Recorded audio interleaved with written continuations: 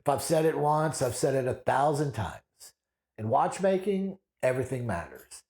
And if you're working on vintage watches, you know we're almost always chasing low amplitude. Today I'm going to show you a mistake that you might be making when you're lubricating your jewels. In the powertrain, there are 5 wheels with 5 different size arbors and pivots. The larger wheels produce more friction than the smaller wheels due to the fact that there's more surface area of either its arbor or pivot where it's coming into contact with the jewel. This is the primary reason that amplitude drops so much when the movement is changed to a vertical position, because the surface area of the pivot that's coming into contact with the jewel is larger than the surface area of the arbor as it rides on top of the jewel. When you're lubricating jewels, you have to take the size of the pivot and arbor into consideration when you're applying your lubrication.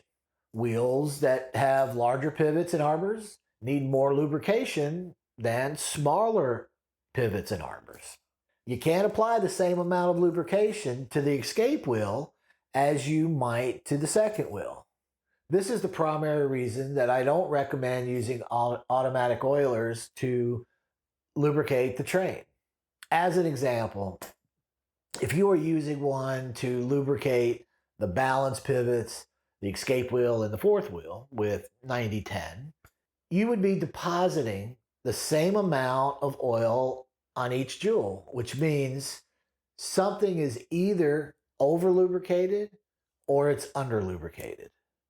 Now, if you have really good magnification, as you apply the lubrication, lift the wheel like you were checking for end shake and look for the ring of oil around the arbor through the jewel.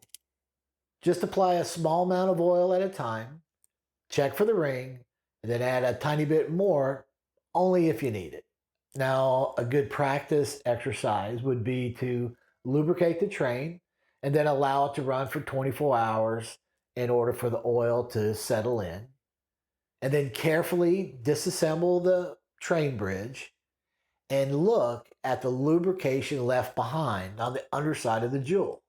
What you're looking for on the jewel is an oil spot that is slightly smaller than the size of the arbor. If it's too big, that means the oil is going to be pulled away from the pivot and creep up the leaves of the pinion away from where you want the lubrication to be, as well as getting into the teeth of the wheel that meshes with that pinion, causing even more issues down the road. If you're having problems with good amplitude, and I know many of you are, spend some time just practicing your application and verify that you're applying the right amount of lubrication to the right jewel. And if you do, it will make you a better watchmaker.